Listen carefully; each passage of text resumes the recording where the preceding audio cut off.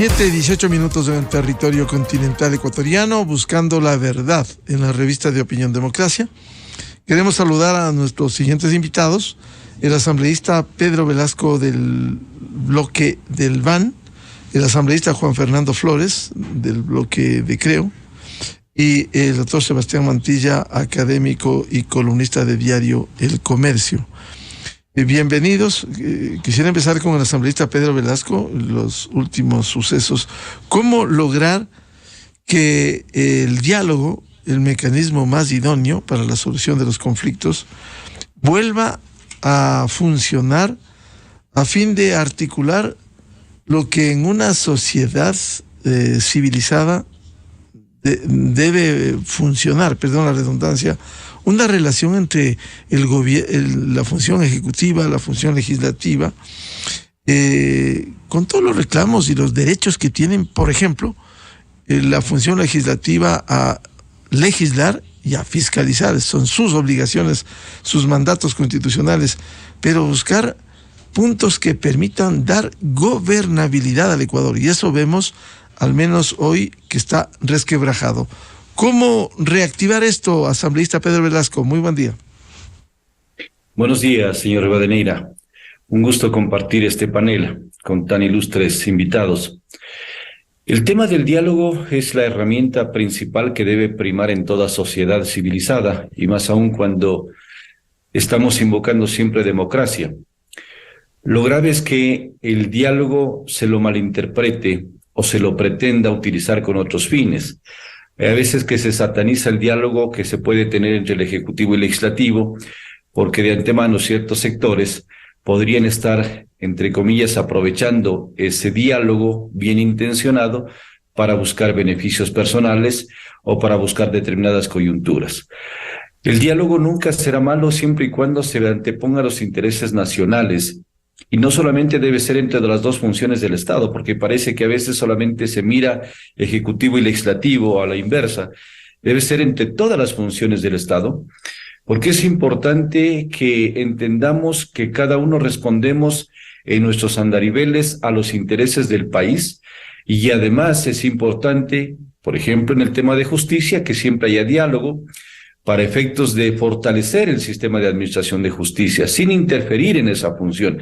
Es importante que se hable con Consejo de Participación Ciudadana y Control Social para que los concursos que se llevan adelante sean totalmente transparentes y quienes accedan a las principales funciones o cargos públicos sean gente que merezca la pena estar en esos espacios, que tengan capacidad, que tengan conocimiento y que tengan ética y moral. El tema de la función electoral siempre ha estado coja en estos últimos procesos y deja ciertos mantos de duda, y es necesario fortalecer a esta otra institución de la democracia, garante de la democracia. Por lo tanto, yo pienso que si es que nos proponemos hacer un diálogo, no solamente a nivel de las funciones del Estado, sino también con actores sociales, que eso es importante. Yo pienso que no debemos solamente circunscribirnos a este espacio, con actores sociales, con actores productivos, con sectores laborales, docentes, con quienes son beneficiarios de la seguridad social, todos aportar ¿a qué? A que mejoren las condiciones de vida, a que se garanticen derechos.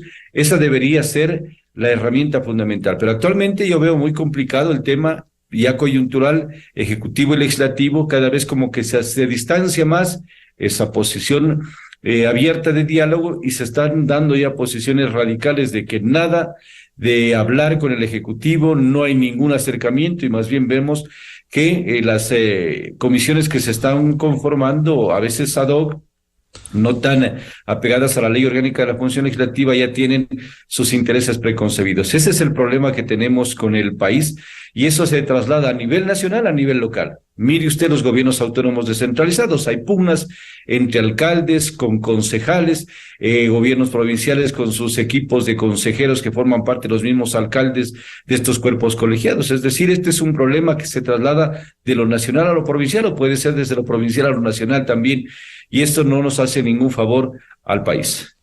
Este momento, precisamente, asambleísta Pedro Velasco, está a punto de salir, luego de la extensión del tiempo, la investigación contra el presidente de la República, Guillermo Lasso, y presuntas vinculaciones incluso al narcotráfico, como se trata de señalar. Esto va a contribuir, más allá del derecho que tiene la Asamblea a fiscalizar, va a contribuir, por ejemplo, en extremo, de determinarse, de proponerse un juicio político al presidente. No se le puede restar a la Asamblea la facultad de fiscalización siempre y cuando se lo haga de forma objetiva, imparcial, que aporte con elementos contundentes para establecer responsabilidades y se establezcan también sanciones a quienes tenga que sancionarse. Eso no puede renunciarse bajo ningún concepto por parte de uno de los principales poderes del Estado. Lo grave es cuando se integran comisiones y si recién empieza un trabajo de investigación y sin todavía haberlo concluido ya se adelantan criterios, ya se adelantan conclusiones y recomendaciones. A mí me preocupa mucho que cuando se constituyó esta comisión ya estaban estableciéndose responsabilidades. Hoy mismo han pedido una prórroga de 10 días más para presentar el informe, pero ya se está estableciendo a priori un juicio en el que dicen que el presidente de la República tiene que ir a someterse a juicio político. Es decir, con qué objetividad e imparcialidad está entregándose un informe que tiene que ser muy serio,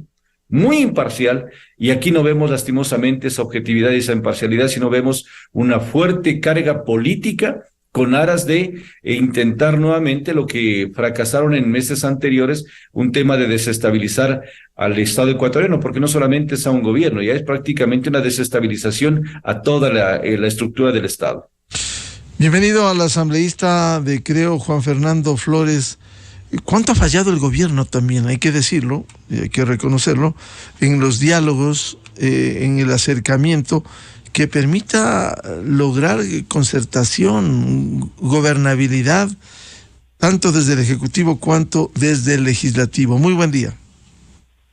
Muy buen día, muchas gracias por la oportunidad y la invitación. Y parte del proceso que nosotros hemos llevado adelante es reconocer que se han cometido errores y que en función de eso se tiene que mejorar, pero que en ninguna manera el camino, la solución para estos problemas es dejar de dialogar, de acercarnos y de construir sobre todo algo que realmente respete el sentir de lo que es la democracia.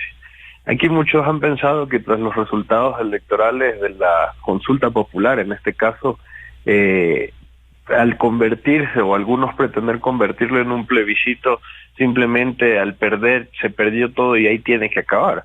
Pero lo que han dado los que son voceros de ese elemento es que si bien el no obtuvo un 50, 51, 52% del lado del sí, existe el paralelo, el 47, 48, 49% de la población ecuatoriana que decidió por una opción distinta.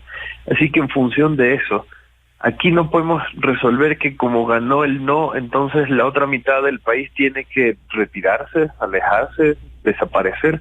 Entonces, en función de ello, el gobierno nacional fue responsable y el propio 6 de febrero el presidente de la República no solo salió a reconocer los resultados, sino que dio a entender que van a venir cambios dentro de las políticas públicas y de las políticas del propio gobierno para hacer la diferencia. Es allí donde se dieron cambios desde este sector, se incorporaron nuevos actores, se han definido nuevas estrategias y en función de eso hemos venido encaminando el proceso que se va a llevar adelante, sin ninguna intención de generar un distanciamiento, sino por el contrario un acercamiento, primero hacia la ciudadanía, segundo hacia los sectores sociales y tercero sin dejar de lado el sector político. Pero aquí el sector político, sobre todo en la Asamblea Nacional, ha decidido jugar un factor interesante y es que pretendió buscar detrás de la pérdida del gobierno nacional en las elecciones una salida fácil a algunos problemas, sin darse cuenta que detrás de eso tiene que mantener una narrativa, tiene que sostener una lógica, porque hablar de que ya existe un juicio político, como lo mencionaba el asambleísta Velasco, con quien comparto muchas de las posiciones que acaba de mencionar, es adelantar criterios y demostrar que la investigación que se llevaba a cabo no buscaba un sentido de transparentar, sino simplemente de justificar la acción. Y que en función de ello, ¿de qué sirvieron 10 días más? ¿De qué van a servir estos 10 días más? ¿Para investigar y fortalecer en teoría la narrativa? No, para continuar en un proceso de desprestigio que justifique con ello una acción que saben que no tiene cabida y mucho menos que responde a causales de ninguna manera por parte de lo que la Constitución prevé para un juicio político.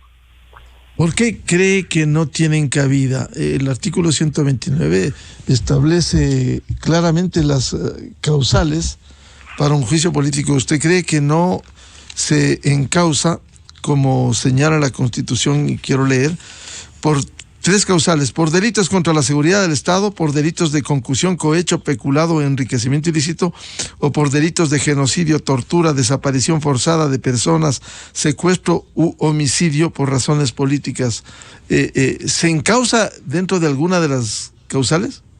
No se encausa porque si vamos a la primera, en delitos de seguridad, pretenden vincular bajo supuestos denuncias al presidente de la República con grupos del narcotráfico, cosa que hasta ahora no han podido ni comprobar, y la propia investigación de la Fiscalía, más allá de las posiciones que se puedan tener, resolvió que no existe una vinculación. Así que en función de eso, ese es el primer detalle. En el segundo, se va a pretender vincular que por hechos de corrupción el presidente conocía los hechos y en función de eso, él es parte del cohecho y casi corresponsable de este proceso. El tema está en que no tienen documento alguno que compruebe que esto sea real. Así que en función de eso no hay elementos que se constituyan. Y en el tercero, yo creo que más bien ellos tienen que revisar qué es lo que está sentenciando la Corte Constitucional en elementos como el caso Gabela, que ahí sí se cometieron delitos que pueden constituirse desde el Estado bajo una figura de utilizar el poder contra un ciudadano, o en este caso lo que fue el propio general. Así que en función de ello, cuando no hay las pruebas, lo único que les queda es tratar de fortalecer la narrativa, justificar hechos bajo elementos que no han logrado comprobar como elemento probatorio. Y tercero, que al desprestigiar la imagen yo pueda justificar la acción. Ahora, qué casualmente que 10 días terminan justamente el 7 de marzo, días que han sido convocadas en teoría movilizaciones por parte de la CONAIE bajo un solo elemento: el presidente debe renunciar. Es decir, que aquí o pretenden hacerlo a través del juicio político o no descarten que el 7 de marzo las movilizaciones tengan otro sentido y empiece el mensaje de es que esto ha generado una gran conmoción nacional y en función de eso pretendan reactivar algo que ya lamentablemente gastaron, como quien dice, la bala en el elemento constitucional sobre la muerte cruzada. Así que ahí es donde vemos que aquí el interés real no es transparentar, no es investigar, no es responder, es simplemente accionar un plan que prevén y que ahora, después de las elecciones, vieron una oportunidad donde quizás, cuidado, se embriagaron con los resultados y ahora se están dando cuenta que cuando la espuma baja, las cosas no son tan fácil como creen. Bienvenido al doctor Sebastián Mantilla, académico, politólogo, articulista del Comercio. ¿Cómo ve este momento? ¿Cómo salir de este momento? El propio asambleísta Juan Fernando Flores reconocía que se han cometido errores, que se van a enmendar. Cuestionamos en su momento, por ejemplo, la designación del ministro de la Política, Francisco Jiménez, que tuvo muchas contradicciones y hasta después del cargo lo ha demostrado. Errores en el gobierno.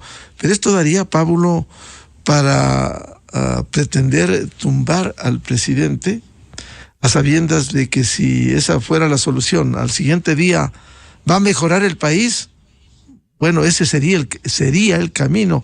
Pero eso no va a arreglar ni la democracia ni la institucionalidad, sino los problemas que está viviendo el Ecuador. Muy buen día, Sebastián Mantilla. Buenos días, Miguel. Muchas gracias por la invitación. Igualmente un cordial saludo a los asambleístas Pedro Velasco y Juan Fernando Flores. Igualmente un cordial y caluroso saludo a las personas que tienen la gentileza de escucharnos esta mañana. Como usted ha visto, Miguel, de alguna manera en los últimos meses uno puede ver que la Asamblea Nacional lamentablemente no ha estado a la altura de las consecuencias, a la altura del momento histórico que requiere el país. Y un momento histórico no solamente eventualmente, digamos, de una relación, quién sabe, constructiva con el Ejecutivo, sino también igual en el caso, por ejemplo, de promover leyes o de fiscalizar, digamos, como debería hacerlo una Asamblea Nacional que tiene como prioridad defender los intereses del país, como decía el asambleísta Pedro Velasco, pero lamentablemente eso no se ha dado así. Si usted ve en los últimos meses y semanas, la Asamblea ha estado enfrascada básicamente en cómo de alguna manera se reparten espacios de poder.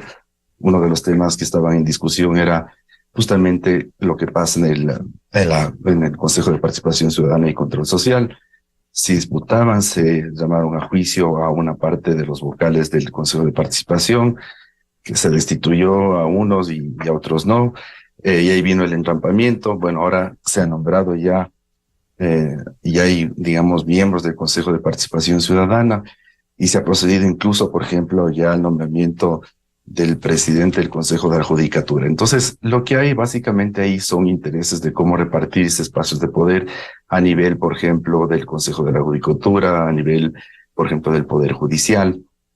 Y en eso ha estado concentrado principalmente la Asamblea Nacional. Es lamentable que, por ejemplo, en el caso del presidente de la Asamblea, Virgilio Saquicela, que teniendo, por ejemplo, una agenda legislativa que ejecutar, una agenda legislativa que incluso se aprobó hace casi ya un año, en mayo del año 2022, una agenda que estaba articulada en torno de 4 ejes, por ejemplo, protección de derechos humanos, reactivación económica y generación de empleo.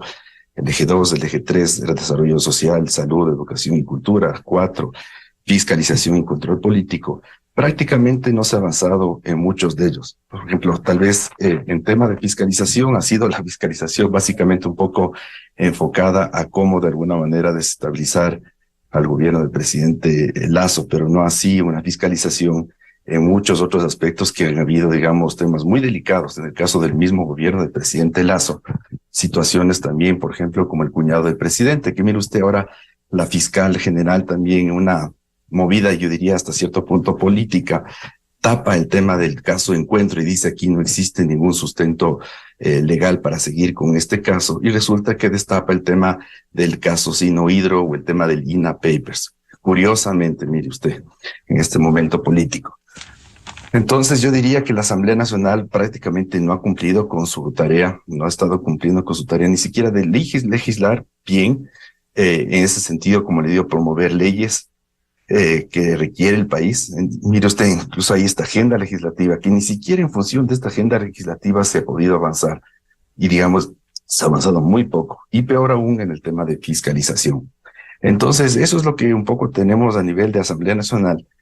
Y veamos qué es lo que pasa también en el transcurso de los próximos días. Yo diría que incluso, mire, los mismos bloques legislativos no están del todo consolidados. Incluso ve usted que dentro de UNES también no existe unidad de criterio, aunque, por ejemplo, hace pocos días, justo el martes pasado, 108 de los 137 asambleístas dieron, digamos, este paso de dar 10 días más para que esta comisión ocasional dirigida por la señora Veloz elabore un informe que tiene que ver justamente con el enjuiciamiento o no del presidente de la República por este caso, del caso Encuentro. Pero veamos en la final también igual, eso madura, porque hay también igual rumores, Miguel, le comento, señores asambleístas, de que posiblemente no progrese el tema del juicio político porque no van a haber los votos suficientes. Y no van a haber votos suficientes porque, por ejemplo, dicen que el señor Lasso, cuando se fue a la posesión del señor Lula da Silva en Brasil, conversó con el señor Correa y llegaron a una serie de acuerdos. Básicamente uno de esos acuerdos tiene que ver con hacerse de la vista gorda frente a los temas de ciertos perseguidos políticos, entre comillas, digamos, más que nada casos de corrupción, primero encabezados por el ex vicepresidente de la República, el señor Glass, el señor Mera. Mire usted, Miguel, curiosamente los dos ya no están en la cárcel.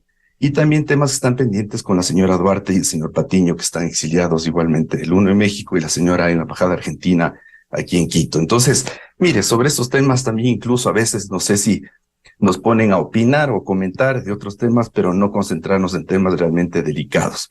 Y yo creo que sobre esos temas también hay que ponerse, digamos, a pensar, y hay que poner la mira, y los medios de comunicación tienen que abrir los ojos para también abrir los ojos frente a estos temas graves de corrupción que no solamente pasaron en el gobierno anterior de Lenín Moreno o del señor Rafael Correa, sino casos delicados de corrupción que están pasando en este gobierno del señor Guillermo Lasso. Los casos tienen que ser investigados en todas las administraciones, y cuando ha aparecido o se ha denunciado investigaciones periodísticas, se ha señalado, y eso tiene que haber, Sebastián, efectivamente, indistintamente de las administraciones. La corrupción hay que combatir donde esté, pero este momento, frente al panorama frente al es posible todavía una posibilidad, juicio político. Habrá que esperar el informe de la comisión y el pronunciamiento en el pleno de la Asamblea. Resulta difícil darle gobernabilidad al país en estas condiciones: debilidad institucional, debilidad del gobierno, errores del gobierno, ambiciones desde la Asamblea Nacional. Esto no puede perjudicar, decrecer, ya no solo al gobierno de turno, sino al país, a la democracia y a la institucionalidad, Sebastián. Miguel, mire, a veces ponemos mucha preocupación en ciertos temas que son claves, como es el tema de la gobernabilidad. Pero creo que además del tema de la gobernabilidad y la estabilidad política, que es importante, por ejemplo, para los actores económicos, para los actores sociales, para toda la gente que tiene que desempeñarse, digamos, de manera normal diariamente. Por otro lado, a veces como que supeditamos ese tema frente a otros temas que también son realmente delicados. Y la pregunta que yo me hago es, muy bien, la preocupación es sobre el tema de la gobernabilidad. Bueno, ¿y qué es lo que ha pasado durante estos ya casi 2 años del gobierno del presidente Lasso? Usted decía un poco y se refería al ministro Jiménez. Retrocedamos un poquito en el tiempo. O sea, la gestión política del presidente Lasso ha sido calamitosa y comienza ya primero, bueno, algo hizo el señor César Monge, pero después vino la señora Alexandra Vela, que realmente la gestión de ella a cargo del área de la política fue desastroso, al igual que los asesores políticos que ha tenido el señor Lasso cercanos en la presidencia de la República. Entonces yo lo que creo, y la gente está muy, digamos, descontenta, desmotivada, no solamente por la Asamblea y la falta de producción y efectividad en términos de leyes, normas que deberían ser reformadas, aprobadas, sino también igualmente, Miguel, el descontento es con el presidente de la República. Pocos resultados ya en casi 2 años de gobierno. El asambleísta Flores ha comentado que sí, que se van a hacer cambios. Pero mire usted, fracasan en la consulta popular, una consulta que ya se sabía que se venían esos resultados porque había gran descontento popular. Y hay un cierto sector de la población que obviamente sí votó razonando, analizando cada una de las preguntas, pero mucha gente también votó solamente como para mostrar su descontento al presidente Lasso. Y resulta que el señor presidente Lasso saca como gran conclusión, después del fracaso de la consulta, de que quien debería quemarse o el posible que tiene que quemarse es el señor ministro de gobierno Jiménez. Entonces le separa al señor Jiménez. Y todo el resto de ministros que no han hecho absolutamente nada en estos meses, Miguel, con escasísimos y pocos resultados. ¿Qué hacemos? Entonces, ahí hay un descontento de la gente frente a la gestión política del señor Lasso y la falta de efectividad en los distintos sectores. Mire usted, hubo un feriado de carnaval, donde mucha gente tuvo la posibilidad de movilizarse a varios sectores del país. Y nos encontramos con un estado de las carreteras sin mantenimiento, en pésimo estado. Y resulta que hay un ministro que está a cargo de los temas viales y dice sí que ahora sí ya van a comenzar a ejecutar un presupuesto, como ha sido muy frecuente a través de las distintas declaraciones que ha hecho el señor Lasso y los ministros. Vamos a destinar tantos recursos y tanto presupuesto para vialidad, vamos a destinar tantos recursos para la policía, tanto para seguridad, solo simplemente son declaraciones. ¿Qué pasó y dónde están los resultados? ¿Qué pasa con el tema de la seguridad? ¿Qué pasa con el tema, por ejemplo, de la situación social, de la situación de la generación de trabajo, generación de condiciones económicas? Miguel, entonces, por un lado, claro, decimos sí, frente a esta poca, digamos, efectividad del gobierno, la poca gestión, tenemos entonces que supeditar solamente el tema de la estabilidad. Entonces, preocupémonos más qué pasa entonces con la Asamblea, que de alguna manera quiere fiscalizar al presidente y que quiere juzgarle y que quiere, digamos, entablar un juicio político. El tema no es solamente la inestabilidad, yo creo que tenemos que ver las cosas más en contexto. La democracia se hace, sí, efectivamente, respetando las leyes, la Constitución, pero la democracia también se hace también cumpliendo con el mandato constitucional, que es servir a los ciudadanos, y eso no lo están haciendo ni la Asamblea, peor el presidente de la República. ¿Y cuál es la salida frente a este panorama? Si no preocupa la estabilidad, la democracia, un gobierno que ha fallado, una asamblea igual que no cumple con sus funciones, ¿cuál es la salida, Sebastián? La salida es de que se recapacite, que se hagan los cambios. Mire, Miguel, si usted me hubiera preguntado qué hacemos, yo no hubiera cambiado solo al ministro Jiménez, hubiera cambiado a una cantidad. Permítame decirle, no voy a utilizar otros términos porque tal vez la gente puede utilizar unos términos más fuertes que los míos. Una cantidad de ministros y de colaboradores, asesores que no hacen nada. Que usted vea cartera por cartera de Estado y vea usted los resultados que hay, ya casi 2 años de gobierno. Cero. Ministros que viajan al exterior, que van por todo lado, pero que ni siquiera son capaces de caminarse el país y reconocer la cruda realidad que se vive en los distintos sectores del país, más allá de Quito o más allá de Guayaquil. Pero ve usted el tema de la inseguridad, Esmeraldas, toda la costa, Guayaquil especialmente, o las zonas de Guayas, Esmeraldas, provincias, que hacer cambios, pero cambios radicales, cambios de rumbo, enfocados básicamente a los intereses de la gente, pensando y sensibilizándose y doliéndose de lo que vive la gente a diario, Miguel. Y eso tiene que hacerlo el presidente, sus colaboradores, pero también igual la Asamblea Nacional. Asambleísta Pedro Velasco, ¿qué debe esperarse de esta Asamblea Nacional que contribuya a la solución de los problemas? Reivindicaba Sebastián Mantilla que hay corresponsabilidad del Ejecutivo, Legislativo. En lo que le compete al Legislativo, si uno pregunta qué pasó con la reforma laboral, qué pasó desde hace muchos años la reforma a la seguridad social, y así podemos citar algunos proyectos sociales que requiere las comunidades, no han sido atendidos. ¿Qué está pasando con esa respuesta que debe dar la Asamblea Nacional, teniendo en cuenta que le corresponde fiscalizar? Sí, fiscalizar, tiene que fiscalizar, pero también tiene que legislar y responder a las acuciantes demandas de los ciudadanos. Hay algunos elementos que los ha puesto en el tapete el doctor Mantilla que me parecen sumamente importantes de analizar. Como que se pretende solamente a la población hablarles de democracia, de gobernabilidad, de estabilización, pero nada más. Y mucha gente, la mayor parte de ecuatorianos, ni le interesa estos conceptos, porque no los entiende de gobernabilidad. Usted va a hablarle al sector del rural. ¿Le interesa qué? Le interesa que se le atiendan sus vías secundarias para ingresar y salir con sus productos. Le interesa que sus hijos tengan una educación de calidad, que tengan acceso a los medios de conectividad, el Internet. Le interesa que esté atendido el seguro social campesino. En la ciudad les interesa a la gente que sus cercanos representantes, los gobiernos autónomos, tengan recursos para atender el tema de saneamiento básico, alcantarillado, agua potable, electrificación, que les interesa a las vías totalmente habilitadas. Y eso es lo que nosotros lamentablemente no vemos. Y en eso comparto plenamente. Falta, ya estuvo bien el tema de la estabilidad económica que la hemos escuchado reiteradamente, se pudo ya bajar el nivel, los déficits que tenía el Estado ecuatoriano, se le está generando confianza al inversionista extranjero, pero también hay que generar confianza al propio ecuatoriano, al ciudadano común y corriente, al de a pie que recorre el Ecuador y que ve lastimosamente que no hay obra pública. Y es una de las recomendaciones fundamentales que el presidente de la República debe entender, pero para eso debe tener un equipo que esté cercano a la población, un equipo de ministros que digan esto de lo que debemos priorizar.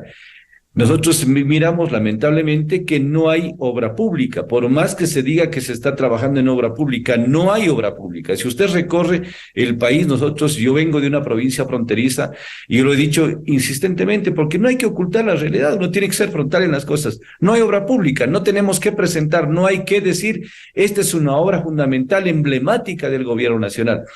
Yo he insistentemente mencionado que se termine una obra que es un compromiso binacional Ecuador-Colombia. La carretera de la E35 está quedada en el Cantón Bolívar y faltan como 60 kilómetros para empatar hasta el puente de Rumichaca. Colombia ya lo está haciendo. Son compromisos binacionales. Se está llegando con la carretera al sector de Rumichaca, a 4 carriles.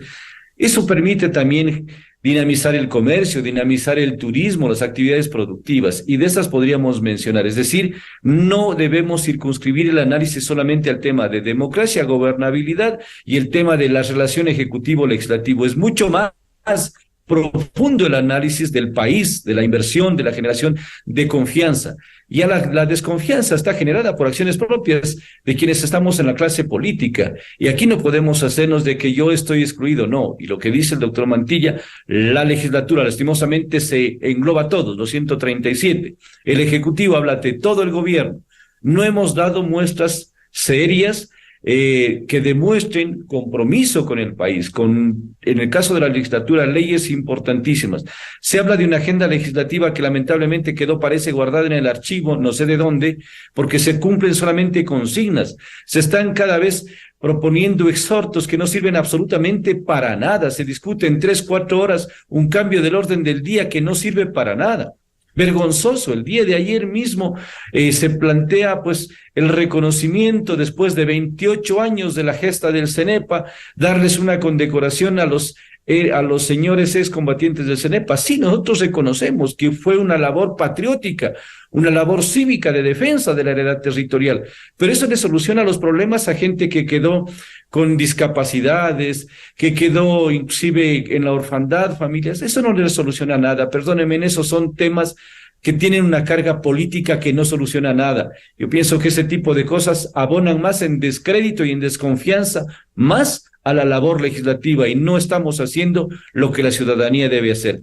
En el tema de fiscalización, hay temas que van como orientados, previamente concebidos. Nosotros desde la Comisión de Fiscalización hemos topado otros temas importantes como miembro de la comisión, y muchos de ellos son los que están dando resultados. Precisamente nosotros investigamos el tema de Sinohydro, Coca-Cola Sinclair, y denominado INE Papers, y ahí está el informe que la fiscal tiene que profundizar en ese tema. Ya habíamos adelantado nosotros las responsabilidades en un informe serio, objetivo, imparcial y muchos otros, pero hace falta también el compromiso de todos de trabajar en las dos tareas fundamentales, legislar y fiscalizar. En ese sentido, ¿cuáles debieran ser las acciones que permitan no esperar una acción desde la población, desde las comunidades, desde las organizaciones, para hacer una reacción? ¿Cómo activar, cómo ser proactivos, asambleísta Velasco? Yo pienso que aquí hay una tarea fundamental que deberían reunirse con el CAL los jefes de las bancadas que forman parte de la legislatura. Y en esa reunión hacer una evaluación de lo que se aprobó hace aproximadamente 10 meses atrás, que es una agenda legislativa prioritaria. A ver, ¿qué es lo que hemos avanzado en eso? Y desde luego se van a llevar sorpresas tremendas porque no se ha avanzado absolutamente casi nada.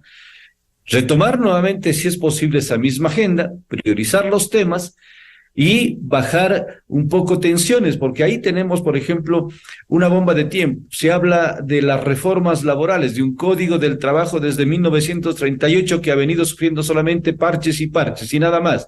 Imagínese lo que significa cuando tengamos una nueva legislación laboral acorde a la modernidad, a la globalización, a las relaciones fluidas del comercio internacional, efectos de que no se afecte los derechos de los trabajadores, pero también se genere confianza y seguridad en el inversionista, en el empleador, es decir, que estas relaciones no sean tirantes, no sean contrapuestas siempre que se ha mencionado, darle una herramienta laboral fundamental para dinamizar la economía. Ese sería ya un éxito fundamental para la nueva legislatura.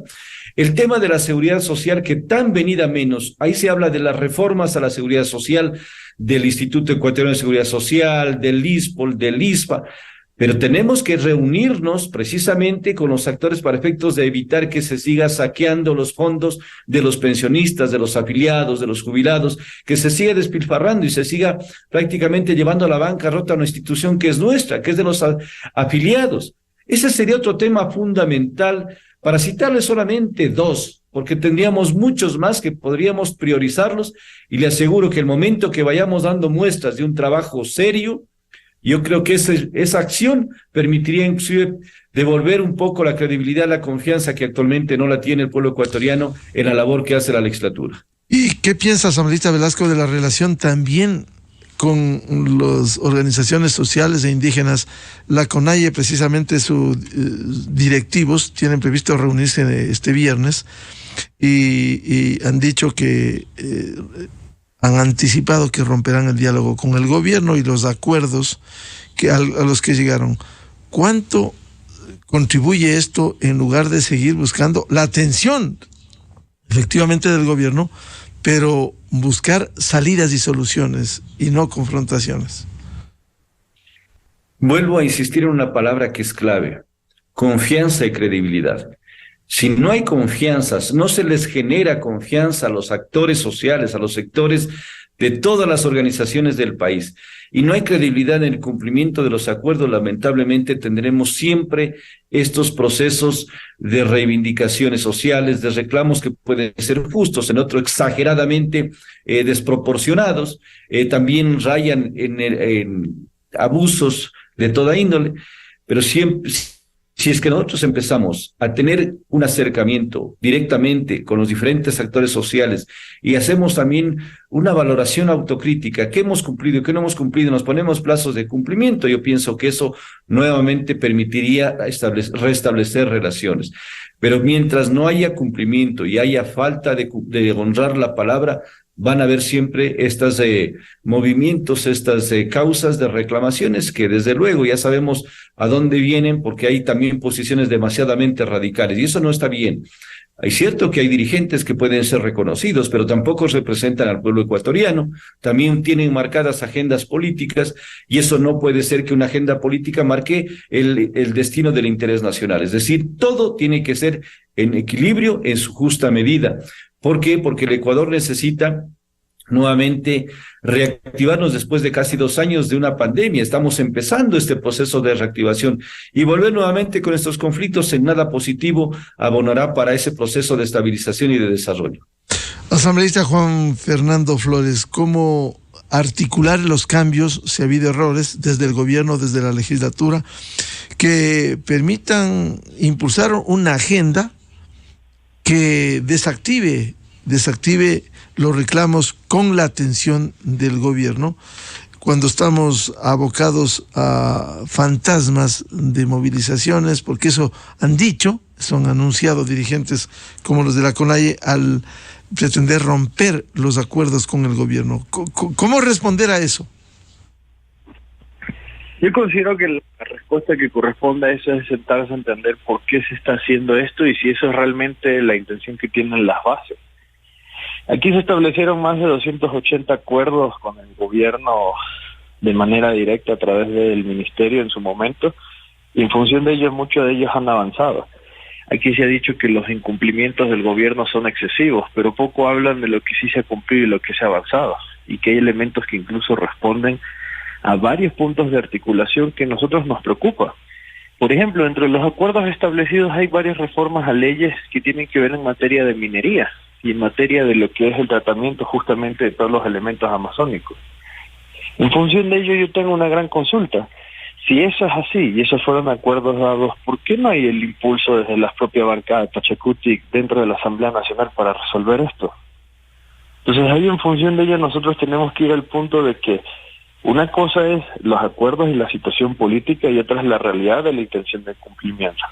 Aquí el camino que cabe es sentarnos con todas las organizaciones.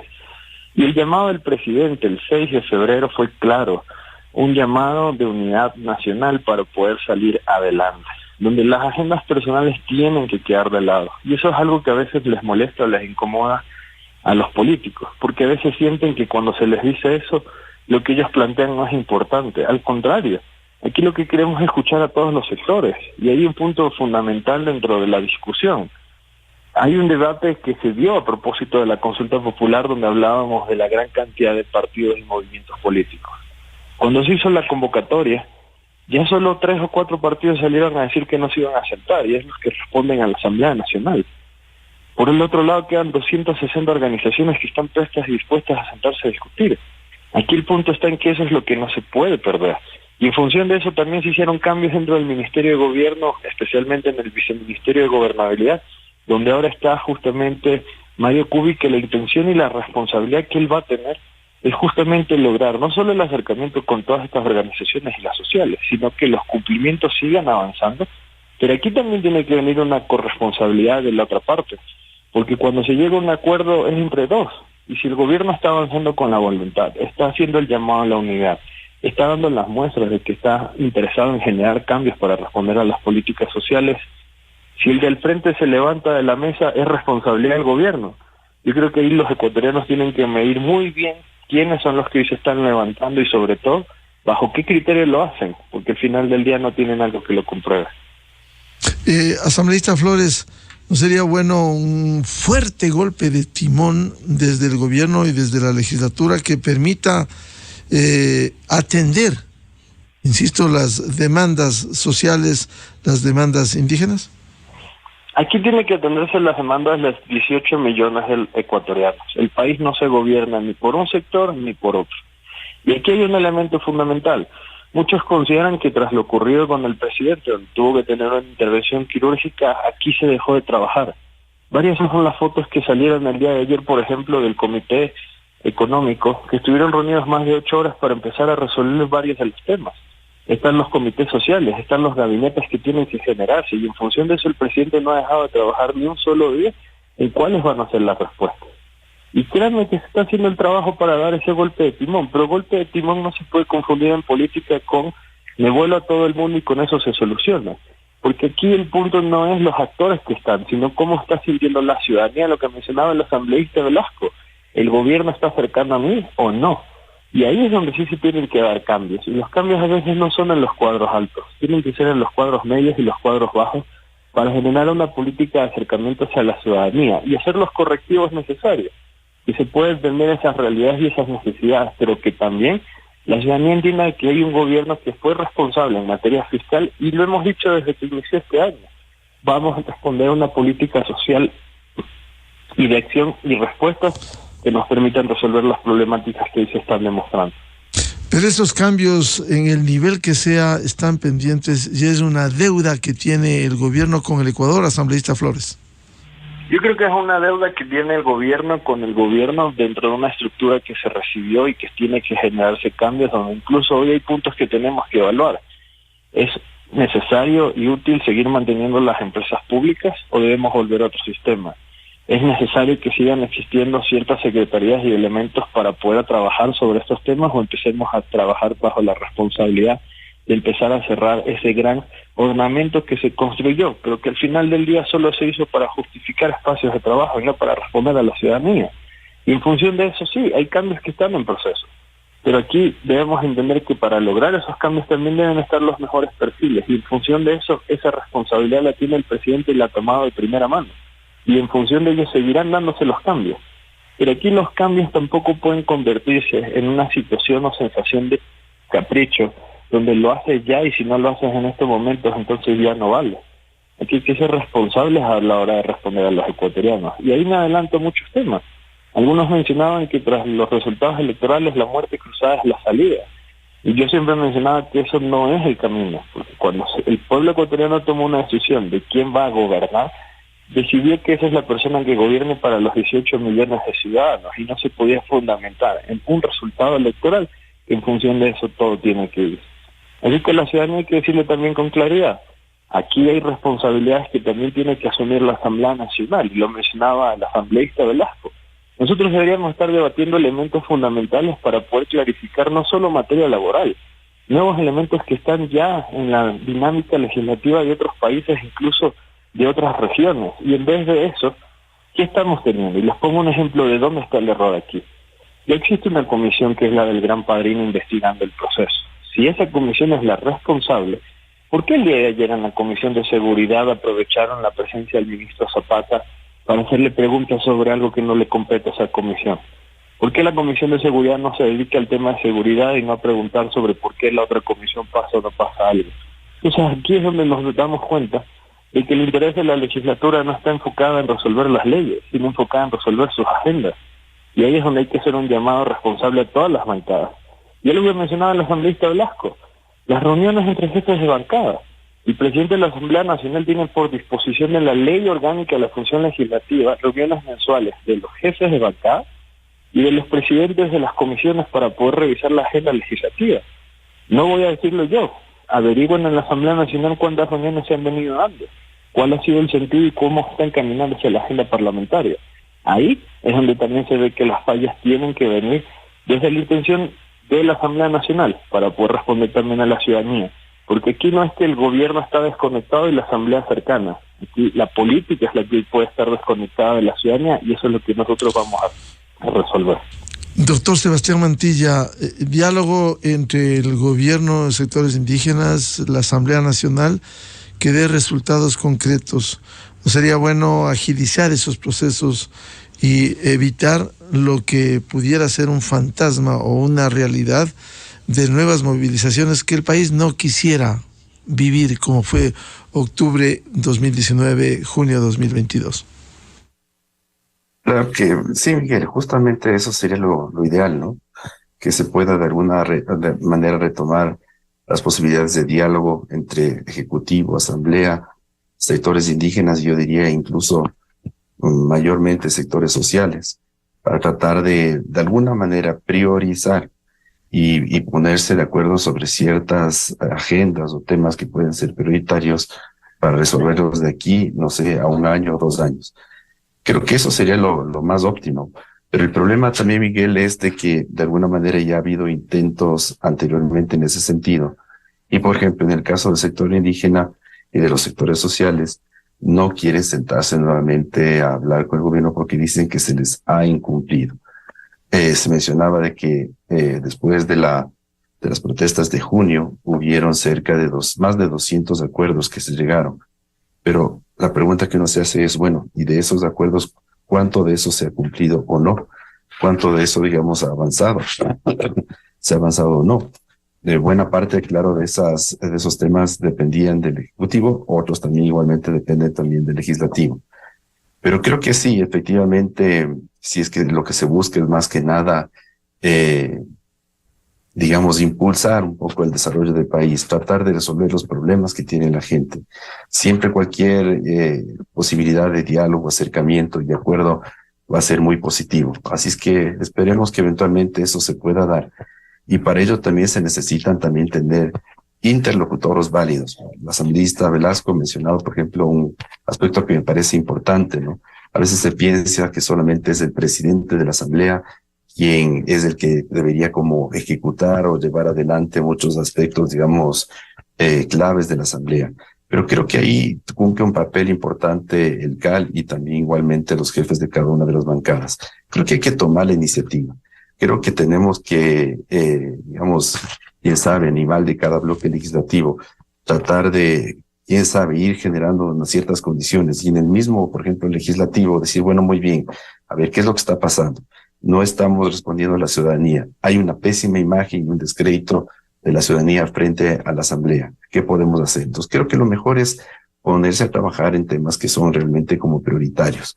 Y para ello, por ejemplo, se pueden hacer muchas cosas. Mire, desde incluso, por ejemplo, revisar cuáles son los proyectos de ley que todavía están como pendientes, proyectos que eventualmente necesitan alguna reforma. El asambleísta Velasco ha mencionado sobre el tema de la seguridad social, que es importante, sobre el tema del trabajo, que es importante, pero también ve usted que ha habido un proyecto de seguridad, o sea, la ley de seguridad que ha estado igualmente como en análisis a través de una comisión legislativa y que todavía no se ven luces a este respecto. Entonces, creo que así igualmente hay una serie de proyectos de ley que deberían también impulsarse y también igual tomando en cuenta que eso puede ayudar. Quiero en ese sentido también igual mencionar que ahora en la administración pública actual, moderna, no se, digamos, gobierna solamente con leyes. Y digamos que aunque la asamblea puede ayudar en ese sentido, es decir, a generar condiciones jurídicas para mejorar los problemas de la ciudadanía, también buena parte de esa carga también recae en el Ejecutivo. Entonces, que no nos diga el presidente de la República o no nos siga ya diciendo el presidente de la República que yo no muestro resultados porque no tengo apoyo de la Asamblea, porque no me aprueban los proyectos de ley. Mire, el Ejecutivo tiene una gran capacidad para, por ejemplo, diseñar políticas públicas, diseñar y ejecutar políticas públicas, articuladas luego, por ejemplo, acciones que se pueden hacer a nivel institucional a través de planes, programas y proyectos, que prácticamente se ha dejado de hacer en distintas, digamos, y en casi todas las carteras de Estado.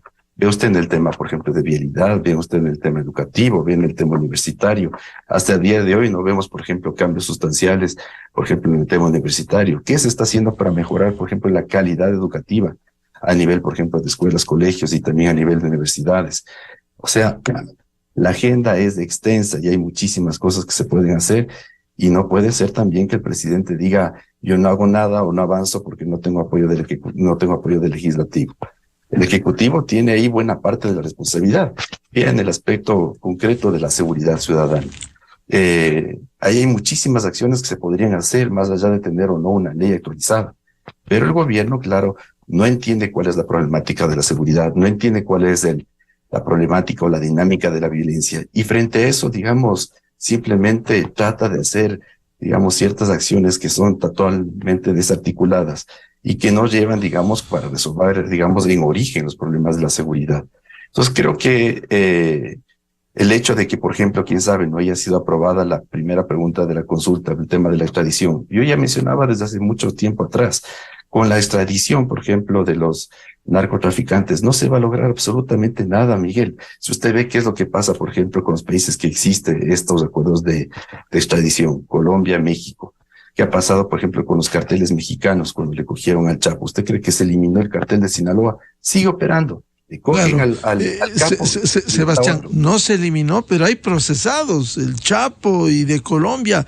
O sea, eso no soluciona el problema, pero sí contribuye a que termine la impunidad con el narcotráfico, en algo. O sea, lo que sí podría ayudar, Miguel, a este respecto es, por ejemplo, el caso de este súper, digamos, ministro y colaborador del gobierno mexicano de Calderón, creo que era Calderón, no sé si era. García, básicamente, más que nada, exacto, más que procesar a los capos, o sea, el tema de la extradición, más que nada es como para poder procesar y extraditar a los políticos vinculados con el narcotráfico. Ese punto, digamos, yo lo rescato. En ese sentido, sí es positivo. Por ejemplo, aquí tenemos una cantidad de políticos o de narcotraficantes disfrazados de políticos que están en Miami, van a las casas de los narcos, están en las piscinas, les toman fotos y no pasa absolutamente nada. Por ejemplo, mire usted sobre el tema del narcotráfico en la política y el narcotráfico en la asamblea o con ciertos, digamos, asambleístas. ¿Qué ha pasado en torno de ese tema? ¿Cómo se ha fiscalizado o no? ¿Qué ha pasado con estos legisladores? Y otros legisladores vinculados posiblemente con el narcotráfico. Nada. Mire, entonces hay algunos temas, por ejemplo, la gente es amplia en la que se puede trabajar, digamos, a nivel de asamblea, fuera de la asamblea, pero yo lo que diría más que incluso que me dio llamar, por ejemplo, la posibilidad del diálogo, creo que hay que tener, digamos, una decisión, se tiene que transmitir de parte del gobierno, del presidente Lasso, una decisión firme de, digamos, dar un giro, no sé, un giro sustancial, radical, de comenzar, digamos, ahora sí a asumir las problemáticas del país y para asumir esas problemáticas del país, ahí sí eventualmente convocar este diálogo, pero digamos, dialogar por dialogar sin que después exista, digamos, cumplimiento de esos acuerdos, digamos, es volver a lo mismo de antes. Bien, muchas gracias por aportar a este debate en la revista de Opinión Democracia a los asambleístas Pedro Velasco, Juan Fernando Flores y al académico y politólogo doctor Sebastián Mantilla. Muy amables, como siempre, su participación en la revista de Opinión Democracia. Muy buen día. Gracias, buen día, cordial saludos. Muchas gracias. Muy buen día. 8:10 en el territorio continental ecuatoriano, buscando la verdad en la revista de Opinión Democracia. Vamos a una pausa publicitaria y ya volvemos para hablar el caso Sinohydro, este hecho que ayer la fiscal general puso en escena al pedir, al solicitar a la Corte Nacional de Justicia que señale fecha y hora para formular cargos por el delito de cohecho en el marco de la investigación del caso Sinohydro, antes INA Papers, que investiga una supuesta estructura de corrupción alrededor del proyecto Coca-Cola Sinclair. 3 invitados, los periodistas investigadores Cristian Zurita, Martín Payares y el experto en temas petroleros, doctor Luis Calero. Miguel Rivadeneira en la revista de Opinión Democracia. Inicio de espacio promocional y publicitario. Puentes retirados. Discovery tiene permiso para